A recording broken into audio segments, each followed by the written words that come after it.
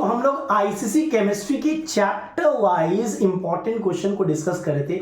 उसी सीरीज का ये कंटिन्यूएशन वीडियो है जहां पे हम इलेक्ट्रोलिसिस चैप्टर से इंपॉर्टेंट सजेशन मैं दूंगा आपको क्या क्या पढ़ना चाहिए और इंपॉर्टेंट क्वेश्चन मैं दूंगा आपको। मैं फिर से कह रहा हूं, as a student of class 10 you should know all these questions.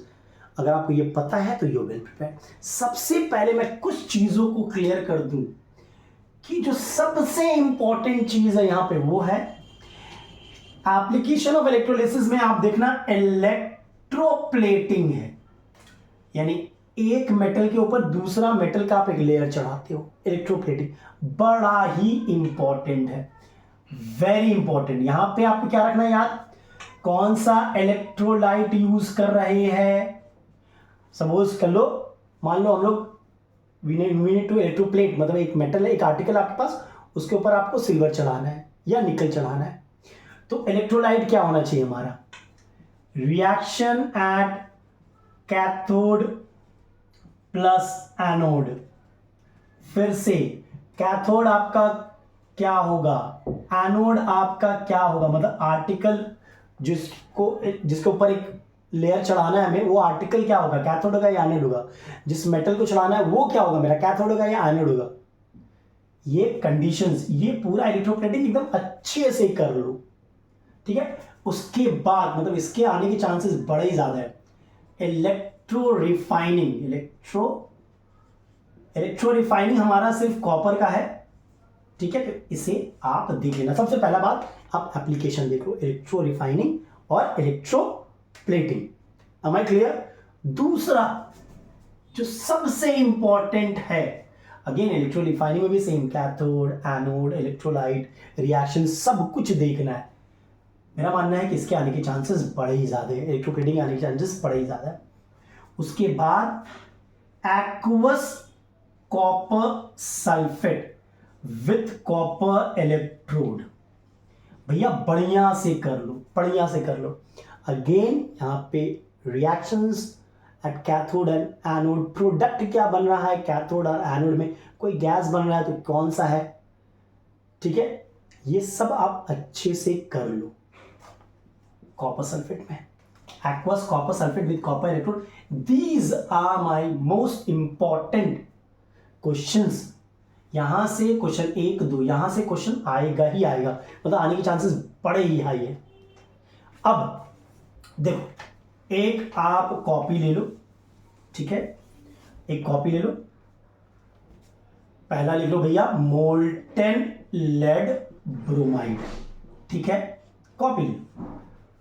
Reaction at cathode, reaction at anode, सबका एक molten lead bromide, acidified water with platinum electrodes.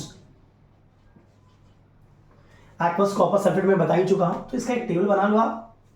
कौन सा इलेक्ट्रोड यूज कर रहा है, प्रोडक्ट क्या बन रहा है, कैथोड पे कौन सा बन रहा है, एनोड पे कौन सा बन रहा है प्रोडक्ट, ये आप याद रखो। एक टेबल बना लो, it will be very good. You know, reaction and product, reaction and product दोनों ही लिख लो, ये बड़ा काम आएगा आपको, ठीक है। तो पहले आप सबसे पहले ये चीज करो, उसके बाद मैं बता रहा हूं आपको इंपॉर्टेंट क्वेश्चंस ना।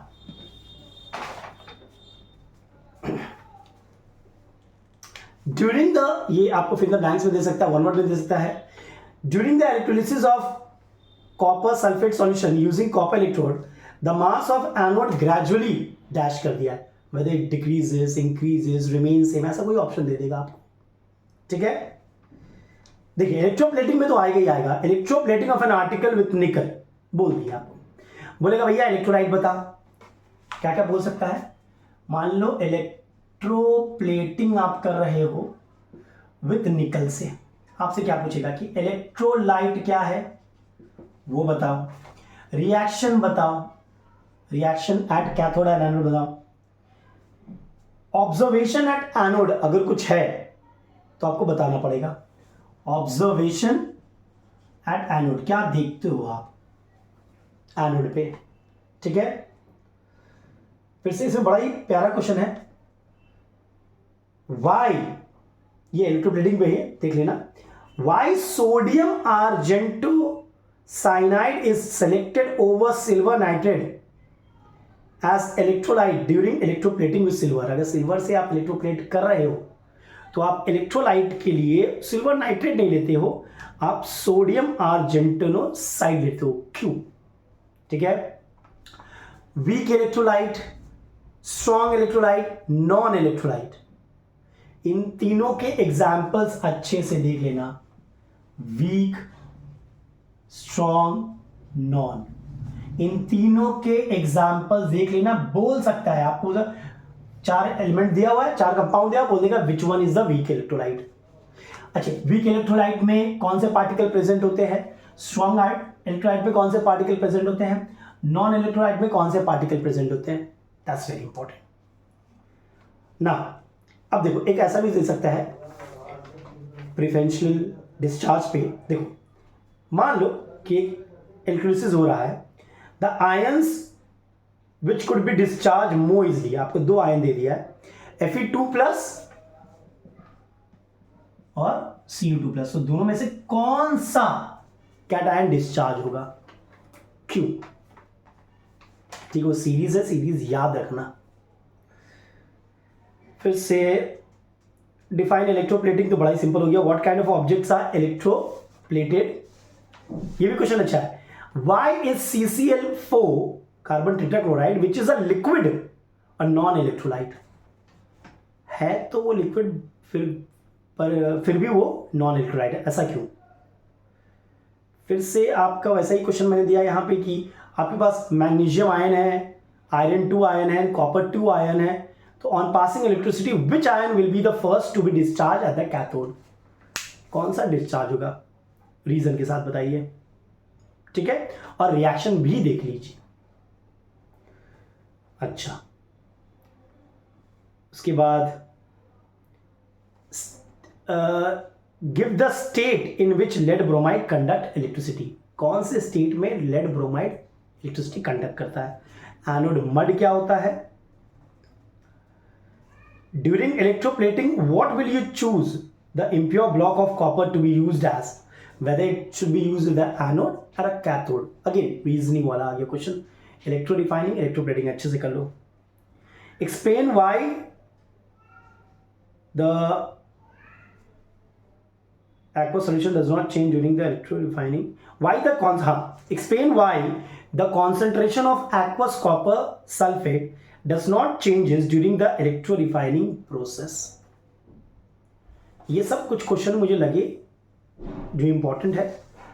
और जैसे कि मैंने पहले बोला स्टार्टिंग में, आप भैया सबसे पहले इलेक्ट्रो रिफाइनिंग, इलेक्ट्रोप्लेटिंग पढ़ो, इलेक्ट्रो रिफाइनिंग पढ़ो, कॉपर सल्फेट का पढ़ो. उसके बाद एक टेबल बना लो, लेड ब्रोमाइड, एसिडिफाइड वाटर, उनका रिएक्शन क्या हो रहा है कैथोड पे, एनोड पे, प्रोडक्ट क्या बन रहा है. यही इंपॉर्टेंट है. Non electrolyte, electrolyte, weak, strong, सबके एग्जांपल्स देख लो. आई होप ये वीडियो पसंद आया होगा.